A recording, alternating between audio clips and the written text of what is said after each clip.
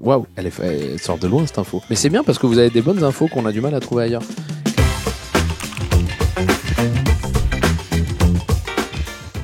Je crois que c'est Couscous c'est nous, non? Ou le Bureau des légendes? Ah, le Bureau des légendes, donc ça doit être en 2017. Waouh. Le gars a eu un collab sur lui, on dirait, je suis passé pour un fan fou de moi. Et ben après un bac pro cuisine, oui, ça voilà, j'ai eu un bac pro cuisine, j'ai fait les cours Florent. Alors 6 mois, je crois que j'ai même fait un peu moins de 6 mois parce que ça me correspondait pas vraiment. J'ai fait le cours Anne Torres en effet, qui était une prof qui était super, qui était un petit cours, on n'était pas nombreux. Malheureusement, ça s'est pas très bien fini pour elle. Arthur se fait connaître grâce à ses passages dans On ne demande qu'à en rire, exactement, sur France 2 avec Laurent Ruquier. J'ai fait 86 sketchs, mais c'est bien parce que vous avez des bonnes infos qu'on a du mal à trouver ailleurs. Interprété entre le 9 septembre 2011 et l'arrêt de l'émission le 4 juillet 2014. C'est fou parce que ça paraît maintenant si loin et en même temps pour moi c'était il y a 2 ans. Après Nana, je lance son spectacle saignant à point. Lance son nouveau, c'est bien. Vous avez pas mis son premier parce que le premier c'était Va jouer sur l'autoroute, le nom du premier. Après il y a eu Saignant à point. Après il y a eu Al dente. Non, il y a eu Al dente, Saignant à point. Et mes premiers pas au cinéma en effet c'est dans C'est tout pour moi de Nawel Madani. Et cette photo qui est quand même incroyable au Festival de Cannes. C'est la photo de la montée des marches. Moi déjà c'était la première fois que je montais les marches. Là de les monter avec eux, c'est incroyable. C'est incroyable. Et d'ailleurs, c'est marrant parce qu'il y a sur cette photo la seule boulette qu'on ait fait, c'est qu'on a tellement galéré à les faire habiller que c'est au final le groupe Kering qui nous a très gentiment tous habillés. Et Soso, il y a juste un truc, il arrivait pas à trouver de chaussures dans lesquelles il était bien. Et du coup, il a acheté une paire de chaussures Hugo Boss et on ne voit que ça. Donc il y a évidemment les responsables du groupe Kering qui ont dit bah super, on voit que le Hugo.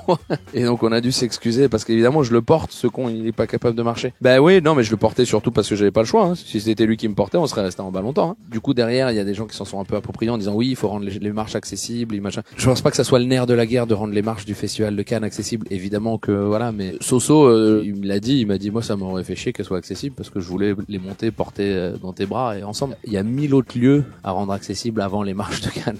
Je pense. Déjà, le métro, ça serait bien. Il y a plus de gens qui prennent le métro que les marches de Cannes.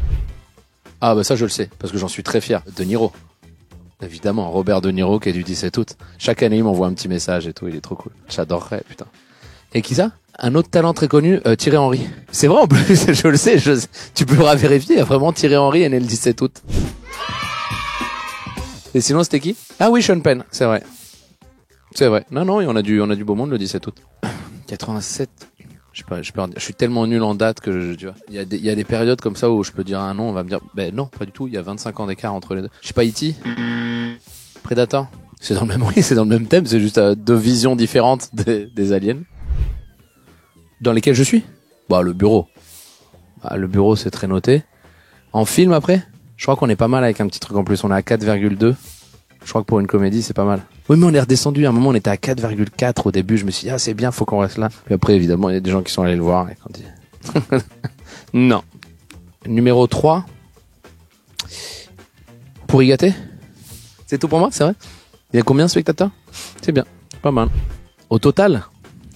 Ah ben là, je t'avoue que ça en a mis quelques-unes de plus, hein, on va pas se mentir.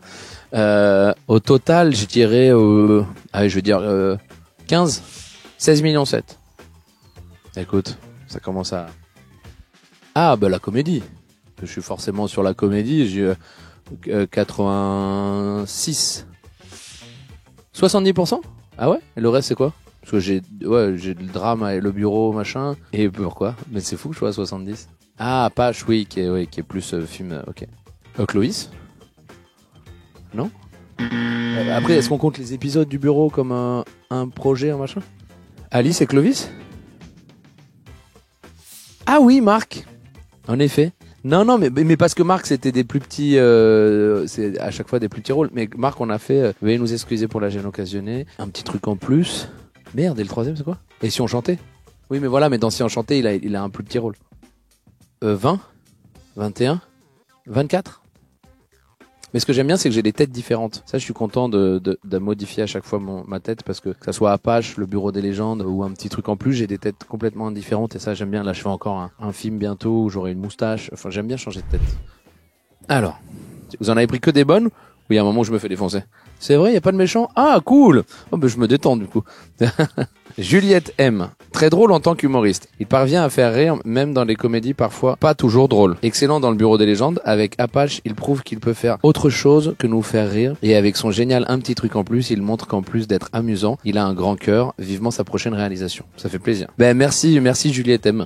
Merci beaucoup. Je passe à Snoopy63. Snoopy63 qui a créé ce compte du coup trop jeune, qui aujourd'hui regrette d'avoir pris Snoopy63. Ah bon, il a pas de prénom. Il a le droit d'avoir un nom d'artiste, non? Oui, alors oui, c'est un nom d'artiste, mais c'est aussi la deuxième partie de mon prénom. Je m'appelle Victor Artus, Victor-Artus, comme Jean-Michel, et j'ai pris Artus en nom de scène. Sans H, Artus sans H, A-R-T-U-S. A-R-T-U-S. Sans H, c'est pas Arthur, c'est Artus. Le meilleur pseudo du monde. Ça, c'est un bon pseudo. Tu vois, de s'appeler le meilleur pseudo du monde. Un acteur sous-coté qui arrive à être bon même dans les films les plus mauvais. Ça j'aime bien parce que c'est toujours des compliments, mais en même temps c'est une petite balayette. Mais c'est gentil. Voilà, je pense que je préfère être bon dans un mauvais film que mauvais dans un bon film. Oui, ben pour Igaté qui a été un des plus gros succès pour une comédie française sur Netflix Monde, qui là d'ailleurs est sorti sur Netflix France il y a peu de temps et je crois qu'on est resté 13 jours premier et là ça continue donc non, c'est cool. Ouais, je suis très content. C'est un peu la magie de Netflix, je trouve, c'est que ça permet à des films et maintenant il y a une chance au tirage et une chance au grattage et Netflix ça permet ça. Des fois il y a des films qui n'ont pas rencontré leur public en salle et qu'ils le rencontrent sur la plateforme. Donc voilà, je trouve ça cool. Je suis très content. Ah, bien sûr, mais je suis fan de tout ce qui fait rêver et en plus tout ce qui est comédie musicale. Ça c'est un de mes rêves aussi, de faire une comédie musicale. Ça j'adorerais. Mais même sur scène, mais voir une vraie comédie musicale où ça chante, où ça danse, où ça. Je trouve ça génial. Je vais très souvent à Londres et voir des comédies musicales, j'aime vraiment beaucoup ça. Ouais, tout à fait. J'ai joué waouh, elle sort de loin cette info. J'ai joué dans la pièce de Full Monty à Montpellier. On finissait comme dans le film en nu intégral, comme ça. Et normalement, il y avait des projos derrière nous qui étaient censés faire un contre. Et on était censé ne rien voir. Évidemment, le technicien n'était pas le meilleur en timing. Et du coup, on voyait très souvent.